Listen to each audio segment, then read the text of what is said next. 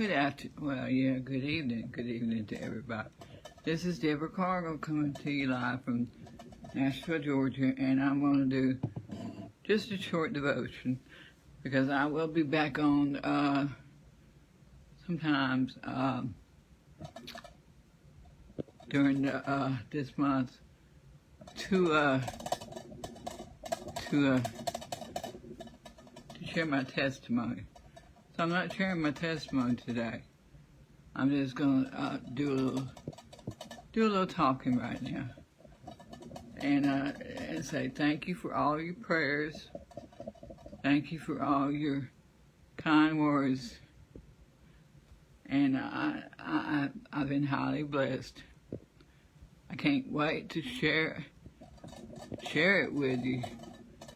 What everything has done, everything that's been going on in my life, because it is a story to tell. That is for sure. I mean, it's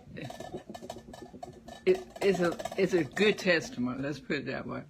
But I thought I'd share it later on. Hey, Connie, I decided to come on a little bit early because my daughter I'm seeing how long I can stay on here for right now. But this is my first time being back on. I just give God all the praise and glory for what He's doing. I mean, when I share my testimony, I'm praying that there'll be more people watching, because this is it's definitely a testimony. Because I've had problems with my stomach since 2014. And y'all know I've been in and out of the hospital since my husband passed away last year. And it got so bad that the doctors didn't want to do no more surgery on me. So I had to go out of town to the Mayo Clinic. And he found something different, totally not what the other doctors heard. So I'm gonna have to get Miranda to help me explain it to y'all, because I did not, in 2014 I did have a bowel blockage, but not last year.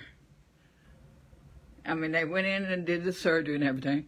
It seemed like every time I got sick, they put the NG tube up me, but nothing would come out because I already told it that. So when I went to see Dr. Bowers in Mayo Clinic, he went in and did exploratory surgery.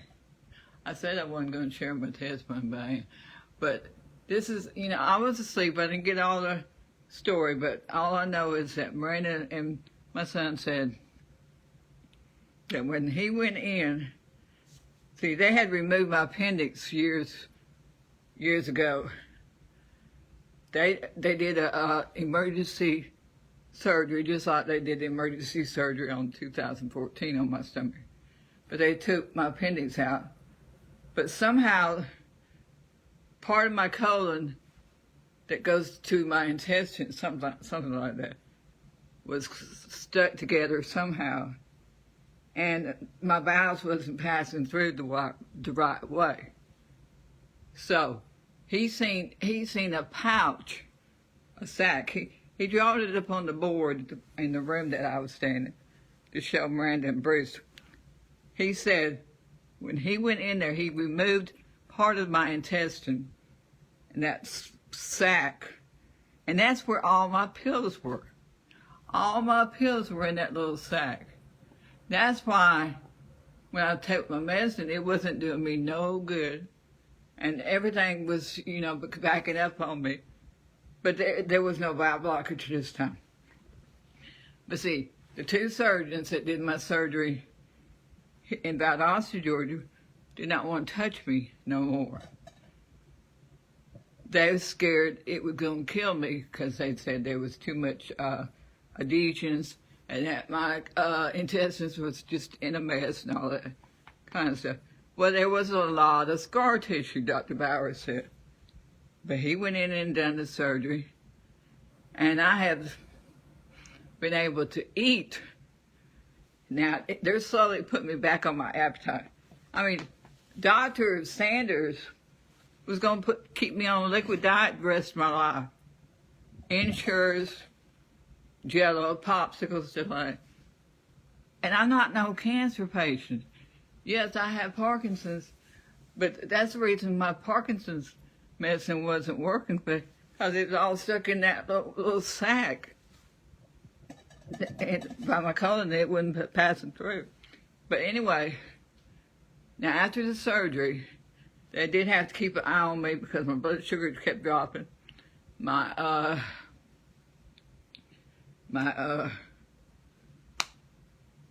blood pressure kept going up and down, and they had to get me back on they had to get me regulated on my medicine because, like I said, all my pills were in my stomach in that one little sack that they removed. Okay, now I have got IBS too, so I was to start off with. Let me tell you this: I had a bowel movement before they even took me into surgery, and he said, "How you feel right now?" Because they had to take me to the emergency room on the 28th. My surgery was on the 30th.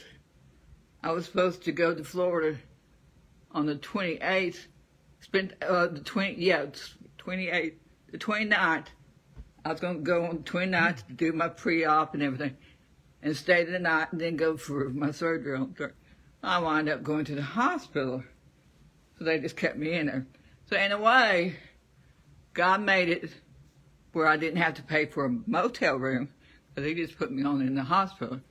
And they had a nice big old room with a couch that would turn into a bed for my sister, Miranda, to sleep on. Well, Miranda and Bruce and two of our friends, they stayed in that room while I was in surgery. And they did not give me no morphine. The other doctors in Valdosta was giving me morphine for my pain during the surgery. And they kept me on the morphine drug. You know that morphine is the worst thing for your stomach. It will eat up your stomach. He said, what I'm going to do is, I'm going to give you an epidural. I'm like, you going to do what? He said, yeah, I'm going to give you an epidural. So he put an epidural pain thing in my back. And so when I had pain, I would just hit that button after surgery. That was my pain drip. See, they did things. Mayo Clinic is a teaching hospital. They said they recorded me, and we're trying to get the recording. But anyway, they had a little drainage in my stomach that was collecting any kind of blood. Of course, I get them shots to keep from getting blood clots. So after a couple days after I started, I didn't feel like eating the first off. So I told them, let me wait till the next morning, because I wasn't near as drowsy after the surgery as I thought I was going to be. Sometimes it takes you forever to wake up after a surgery. But they didn't give me a lot of medicine to sedate me, but they did put me to sleep. So anyway, when I come out of it, I was sore. I got a brace that I had to put around my stomach to wear when I walk a lot. And the staples, whoo! They had 45 staples in my stomach. 3 surgeries with all these staples in my stomach. This time, when they was taking the staples out, see, the surgeon does the surgery. Then the interns, they put the staples in. And I had already been looking at them. I said, they're in there crooked. They're going to have a time getting them out. Well, we got to talking about my kids and grandkids. Next thing I knew, they had got them all out but one. She said, oh, okay, I got trouble here. This one don't want to come out. I said, oh, no. It took 3 people to come in there to finally get that one out. What it had done, they had put it in there crooked, and it was deep down in my stomach, and my scar had already healed up. But he got it out, and they put a little Band-Aid on it. And I'm healed up. I'm healed up good. I just got to get my weight back on. But right now I'm on a low fiber diet, but I can eat a little bit more than what I could eat. And I start going to the bathroom regularly. Oh, don't take nothing for granted. Do not take anything for granted. I get up every morning. If I have to go to the bathroom at 2 or 3 o'clock in the morning, I say, thank you, Lord. Thank you, Lord. Now, I'm not sure this will cure the IBS because irritable bowel syndrome is something different. And I've had that for years and years and years. But that's where you have diarrhea or constipation. But some of the medicine I am taking doesn't help either. But I just cannot believe 3 doctors, only one got it right. And it's all them times I was going to the emergency room, they were putting that NG tube up me. He never did even put an NG tube up me, except he said, if you get sick, I'm going to have to do it. He said, but as long as you don't get sick, I'm not going to do it. Well, I got sick. Twice I got sick and they did the NG tube. But it wasn't that bad. They took me in the x-ray room, turned me on my side, because as they was putting it in my nose, I was sick. So he would stop when I start getting sick.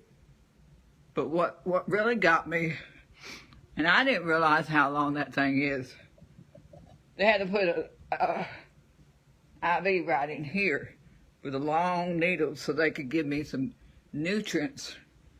Because I was dehydrated. Drinking Ensure, yeah, and drinking fluids was helping. But I wasn't getting the nutrients, protein that I needed to get.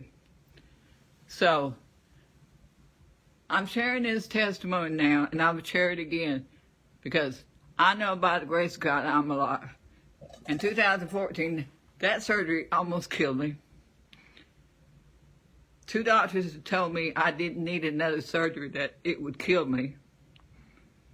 But I asked my stomach doctor, I said, is there anybody at Mayo Clinic can help me? He said, yes, there is. And later on, we're going to see a neurologist about my Parkinson's at Mayo. These people are so good to you. I mean, they're the nurses. They're always checking on you. They're always round the clock, making sure that you need what you got, what you need, what your family needs. And the cafeteria, get this now, they didn't bring you your food at the so-and-so time. When you got ready to eat, you ordered your food, and you ordered what you was allowed to order. Miranda got a guest tray, big old tray full of food for $10. Cheaper than going to a restaurant. Because at night, they put her in our pastor put her in the motel the first night. Because she has high blood pressure. Her blood pressure went up. And I pray that I have more viewers watching, because I'm going to do this at different times of the day, different times of the night. No, I'm not bringing nobody on here. I'm telling my testimony. I've not been on Facebook in over 2-3 months because I have been barely, I almost died. Almost died several times, but by the grace of God. And I even questioned the Lord this last time. I said, if it's my time to go see my husband, I'm ready to go. I mean, Miranda she was all upset. Her blood pressure shot up. So when we got our pastor took us to the hospital, drove us all the way to Jacksonville, Florida. Put my daughter in that motel room close to the hospital. She asked me, why didn't y'all get a room over here? I said, Miss Becky, them rooms are over $200, almost $300. Next thing I know, she done got Miranda a room. Miranda got her something to eat over there. Like, breakfast like $15. I said, okay, Miranda, call the hospital cafeteria and order you something. And she ordered something, and they kept saying, what else you want? What else you want? You get so many options for $10. Miranda, that's cheaper than eating out. And they feed you high-class restaurant. I mean, they even brought me duck one time. I don't eat duck. But anyway, like I said, when I was ready to eat, all I had to do was call down there, order my breakfast. They'd have it up there at the time I needed it or I wanted. And yeah, I was blessed. But like I said, I hated to get sick, to go to the emergency room before my surgery. But the Lord saved me a motel room. The Lord saved us some gas money. Because we counted from the trips going back and forth to the doctor and getting ready for that surgery. With her eating and our gas money, we spent $1,000 already. And she's got to go out of town with the ministry because she records for the ministry and sells the books for Miss Becky. And she's going out of town on the 19th and 20th. But she won't let me stay by myself, so we're going to have to pay somebody. She said, Mama, if you pay half of it, I'll pay the other half. Miranda, we done spent all our money. But to keep her happy, she said, well, the last time I went out of town is when you fell. I said, well, I'm not going to argue with her. They're just trying to take care of Mama. So, God said it was my time to go. And Miranda, she just can't wait. She said, I got to tell Dr. Sanders, Mama, what. I said, well, I got to be with you so that he can see that I survived the surgery. Now, I got to put on some weight because I lost a lot of weight. I think I lost about 20 pounds. Seems like every time I put some weight on, something comes up. But y'all know, my husband passed away in May. June last year, I was in the hospital with surgery for, they thought, a bowel obstruction, which was not a bowel obstruction. And I was in and out of the hospital, going back and forth to the ER. That one time they didn't know, they was going to charge me for the whole bill. Well, I got that taken care of with indigent care. I said, I ain't got the money to pay. I said, I would not be coming down here if it wasn't serious. But when you're vomiting, constantly vomiting, and I had the COVID too, and now come out of the hospital, Miranda gets a little text that we may need to be tested again or checked. Well, they tested me twice. I don't have the COVID. Their staff, COVID is going back around again. Some of their staff members has the COVID. But I'm going to tell you, it may be a 3-hour drive to Jacksonville, Florida. But I had the best doctors, his whole team. They would come and see me every morning. You could count on it, between 7:30 and 8 o'clock. There wasn't just one doctor. The whole team would come and check on me every day. And then he would check in every once in a while because he's a surgeon. He was always busy doing something, surgery on people. And the hospital, like I said, the hospital staff, and they are so clean. They do things different than regular hospitals do. They had this little thing that they put on my bottom to keep me from having bad sores. And, of course, they was always, if I couldn't turn over by myself, they would help me.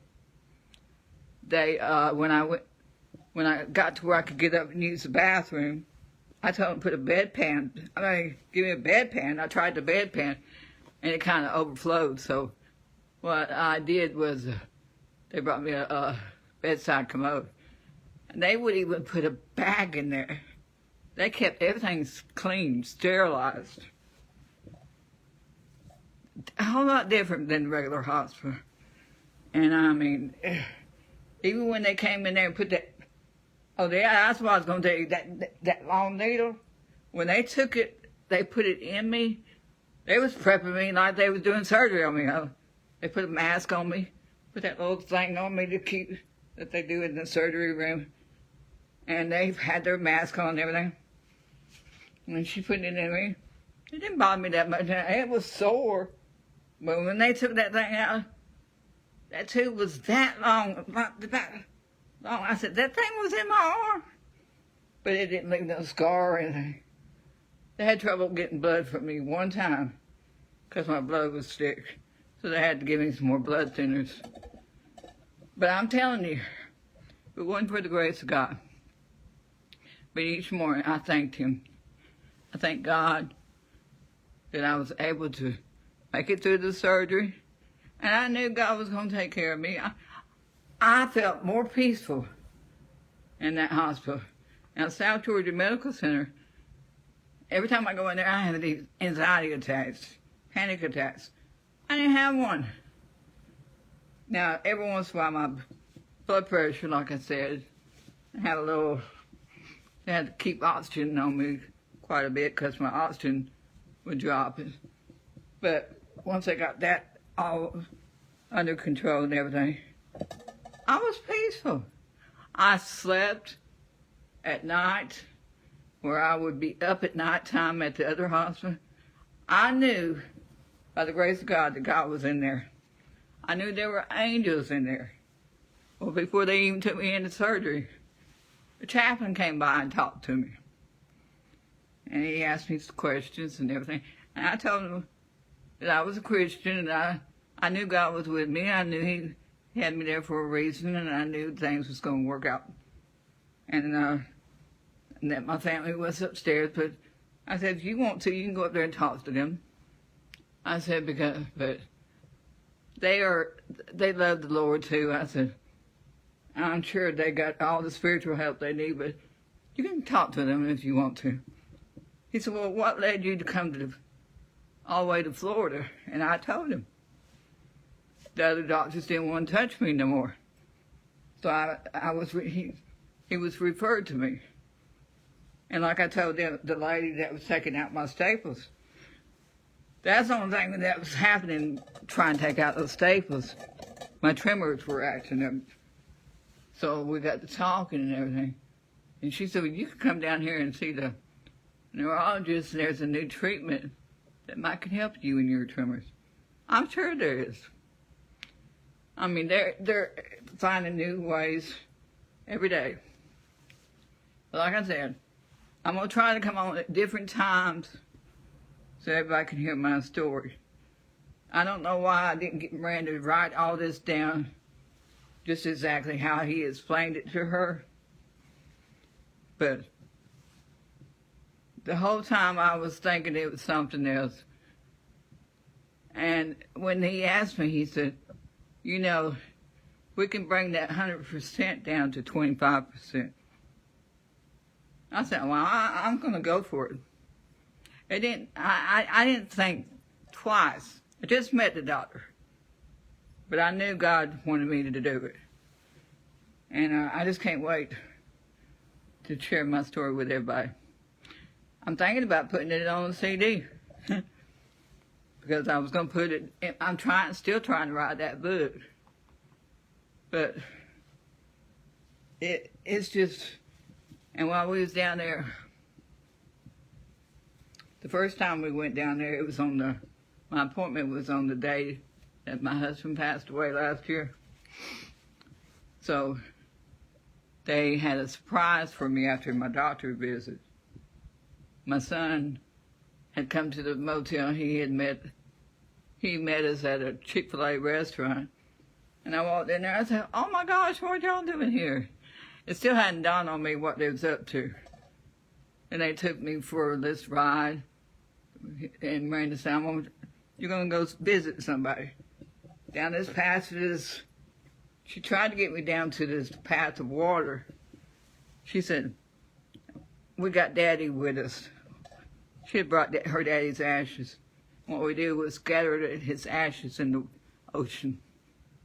Because he loved to fish. And he always wanted to go deep sea fishing in Florida. So he's down there in Jacksonville, Florida, in the ocean. So that was really touching to me. And then they took me out to eat at a fish restaurant. That's where we got our family picture with the sunset. On the way back from the hospital, on the way back from get my staples out Monday, it was raining. And I looked at the sky and the sun was shining, but it was shining a different bright. I got it on my profile cover. I said, we got glory rain, Randy. I said, there'll be a rainbow probably afterwards. And there was, right behind us, a rainbow, and she got a picture of that. So I knew God was with us the whole time. But I'm even getting to where I couldn't go, for a while I couldn't get out and go in the stores. I couldn't go out, go in restaurants because I just couldn't walk. I couldn't hold myself up. We left Monday at 9 o'clock. We went to the doctor's appointment. I had to stop out of the restroom. Went in the store. Walked in the store because they got souvenirs in there. We went to eat. I got out, went into the restaurant and ate. No anxiety, nothing bothered me. I didn't like what I seen. In Florida, people were at the beach. So they were wearing their swimsuits in the restaurants. And these bikinis, they need to cover themselves up. But I said, Lord bless her. Lord bless her. And I just looked away. Because we can't judge. We've been there. I didn't do that, but we've all done something wrong. But anyway, I went in the restaurant. Then we met some friends at another restaurant, had ice cream with kids, and they wanted to play peekaboo with me. And we didn't make it home till almost 8 p.m. I was a little tired, but not that much. I had company on Saturday, and I had company on Sunday. So, I'm doing great. I'm doing better. I'm just praising God that my bowels are moving normal. I'm praising God that He got me through this. Don't ask me. All I know is if you pay your tithes, God's going to make a way. That's the only thing I can say. Because He made a way where there seemed to be no way for us to think of. Because when I was adding up all that we had spent, I said, Miranda, we spent, Mama. I said, yeah, Mama. Because, gas is expensive in Florida. But we can go on a tank of gas to Florida and back. By the time we get back, we have to put some gas in. So about $35 per trip. When it was, because it's come down a little bit. But when it was up, it was like $40, $50. Yeah, I'm slowly going to make my way back on. I was going to come on at 9 o'clock tonight, but I think I'll wait about doing the 9 o'clock because Miranda will be home. And I have been going to bed early. So I just thought I'd come on right now. And y'all pray for me. I'm on the dating site, but I'm being cautious. I'm being cautious. I do miss a male companionship every once in a while. Somebody to talk to. So when there's a lot of them from Florida, but I don't, I have to be careful of him. Miranda's like, well, Mom, I don't know if I'm ready for you to start dating again. But I said, well, Miranda, actually, you wasn't around when I first started dating. But I said, I just need somebody to talk to from time to time. It's good to have kids to talk to. But, a male companionship every once in a while, you do get lonely. And it's been a year, so, yeah. It is almost 6 o'clock here. Almost time for my medicine. But, Laura Swanson and Marty. See, Laura's a teacher, and they live in Canada. So I want to go on at 9 o'clock, probably on Gathering with the Eagles, so she can hear my testimony. Of course, I've been talking to her. But I'm going to tell you, if you have any kind of stomach problems, just trust the Lord. The Lord will get you through it. And I'm not counting the numbers who's watching, but I hope y'all share this out to anybody and everybody that needs to see this. And like I said, it was unexpected what time. I just had to play it by ear. And I'm trying not to come on when other people are on because that was hard to do at first, you know. But I have come on at 7 o'clock in the morning every day. I have come on and in the evening. I've even come on at midnight. Now, I go to sleep 9 or 10 o'clock. I'm up at 3 o'clock every morning. I might just come on at 3 o'clock one morning. I don't know, but I don't want to wake up my daughter either. But I love each and every one of y'all. And if y'all didn't hear all of the testimony, I probably left out a few things. I'm going to tell you what. Be careful. Because now I know God has fixed it the right way. And yes, sometimes He does it His way, not our way. But I really hope that we get to see those 2 doctors in Valdosta that would not even, who knows what would have happened if I hadn't went to Dr. Bowers. Because they was not going to touch me no more. They was going to let me live off of liquids for the rest of my life. And like I said, I couldn't even get around then. Now I'm going into grocery stores, going into restaurants, enjoying myself, going to the beach. They found me, they had the people bring a wheelchair out there. They brought a wheelchair out there that could go in the water. So Miranda pushed me out there in the water. Oh, it was so much fun. Being out there with grandkids. And I've adopted 5 other grandkids from Florida. They're supposed to be moving here to Georgia sometime. What it is 2 ladies that has took in foster kids, and they've adopted 3 of the kids. They may adopt the other 2 too. You hear some sad stories about these foster kids. Miranda was telling me about one that may be going back to live with his mama. And when she told me how they found him, I'm like, oh no, he does not need to go back to his. But you know, they only foster him if they have to adopt him to keep him. But I had them fell in love with. They call me Meemaw. The little girl calls me Grandma. I don't know what little Reba's gonna call me, but she's still a baby. She is so precious. But Jasper, he's the first one I got one of Miss Becca's books for, and he loves that book. I'm gonna have to get him another one.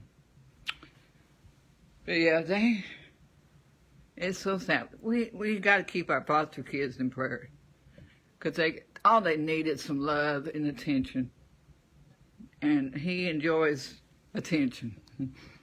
He definitely enjoys. He enjoys to be loved. He likes to love on you, hug on you. But they are so sweet. And they get to come to Georgia. I may get to see them more and more. Yeah. As a matter of fact, he spent the day. When I was in the hospital, they came and stayed here one night when Miss Becky was doing the Sunday service. He said, I slept in your closet, Mom. I said, you slept in my closet? Because Miranda slept in my bed. I'm sure she left the door. I got a walk-in closet. That's my prayer closet, so, yeah. Y'all probably have to watch it again, but I'm going to tell it again of my testimony about how God saved my life. And if I hadn't went to Florida, I wouldn't be sitting here talking to y'all right now, because the doctors had done gave up on me in Valdosta. They didn't want to touch me. Then come to find out it was something totally different. Easily to be fixed. And I'm slowly getting back. Oh, y'all don't know what it feels like to eat a hamburger after not being able to eat one for a year. I got to eat a hamburger in the hospital. And like I said, there were fancy food in that restaurant. They were what Miranda's called cuisine food, lamb, duck. They was bringing me all that stuff off that. I mean, you know, even at the rehabilitation center, because it's all connected with Mayo Hospital. I said, I don't eat that stuff. Give me some deer meat. I might eat some deer meat. But I love y'all, and I'll talk to y'all next time. Like I said, I'm going to try to come on different hours so everybody can hear the testimony. I'm going to get Miranda to tell me. She knows the story. I'm just trying to remember how she puts it. But she can explain it to me better. If I get her to write it down, I can tell y'all better. But it's just hard to... It's hard, well, no, it's not hard to believe. But when they, make sure they take your appendix all the way out. Make sure they don't mess up your stomach. I just don't see how they missed it when they did the CAT scan. The CAT scan. They just said a bowel blockage. Well, what it was, all my pills were blocked. And the sac, part of my colon intestines, was stuck together. And he found all my pills in that little sack. No wonder my medicine wasn't working. But, like I said, I was more peaceful at that hospital than at any other hospital. And when I walked down to the nurse's station, I seen one reason why they believed in God. They had a scripture up on the wall at the nurse's station. So yes, I just told them back about my friends in Jacksonville, Florida. I bought one of the boys one of your books. He really enjoyed that book. I told him, I said, it's about time to get you another one, ain't it? Yes, Meemaw. He calls me Meemaw. So they're fixing to move to Georgia. But yeah, I'm going to share this testimony again. Y'all not going to believe what it was. It was not what they thought it was. My pills had gotten trapped in a part of my colon and part of my intestine, and like a little sac. But I'm gonna get Miranda to explain it to me better, or at least write it down so I can read it to y'all better. But once he removed that, I can tell the difference. I can feel the difference in my body. And yes, I am so grateful. Like I was telling them a while ago, if I go to the bathroom 3 or 4 o'clock in the morning, I'm praising God. There's some things that we take for granted. I will never take it for granted to get to go to the bathroom. I will never take things for granted, because if it wasn't for God, we wouldn't be where we're at right now. And I know, even after spending $1,000 on this trip back and forth, he still saved us some money, because it could have been more than this. But our pastor took us this last time to the emergency room because I got really sick before the surgery. So she took us. My daughter has high blood pressure. Y'all keep her at her. She didn't want Miranda to drive, and then she put Miranda up in a motel room one night. But Miranda got to stay with me the other nights. Miranda missed time out of work to be with me. My son came up there and spent a couple nights with me. Of course, you know, he's got 5 kids and a job of course, Miranda's got a job too, but she's self-employed. So, and I had, we had a little money. It was cheaper for her to eat at the hospital than it was to go out to eat. And then we did have friends where she took my pillowcase, because we brought my pillow in. That's the first thing Miss Becky put in the car. You want your pillow and blanket? I got a blanket with a horse on it. So they was able to wash it at our friend's house. So it was good to have friends in Jacksonville, too. And we're going to go down there, try to go down there every year. since we got my husband's ashes down there in Florida, and have a little trip. Even if we go down there and stay one night, the kids really love it. But that's a nice beach. Only it costs $5 per carload to go and park.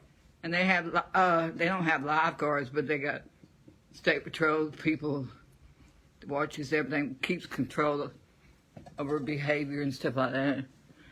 The only thing you have to watch for is the pigeons trying to get your food. But it's got that nice wheelchair that Miranda can push me out the water. Who knows? Next time I might be able to walk in the water. I know I'm walking a lot better, a lot straighter. I'm just doing a lot better. Of course, it's only been a week since I've been home. But I'm still praising my God. So y'all see me on different hours, but I am going to get the whole story from the Miranda. I'm going to get her to write it out for me. I don't know why I didn't record it when she was telling people about it, but I think I explained it to you right.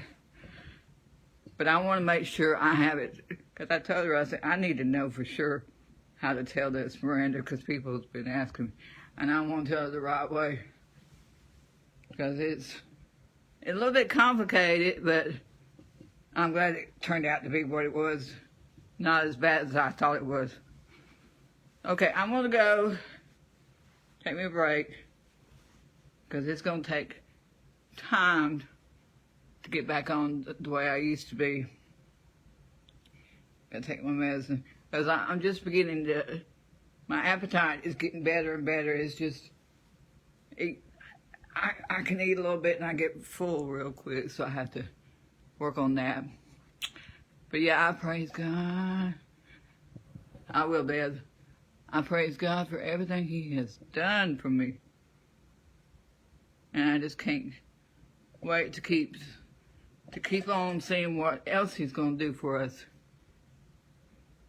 Because this is a year of change. Year of change. I love y'all, and God bless y'all. Talk to y'all later.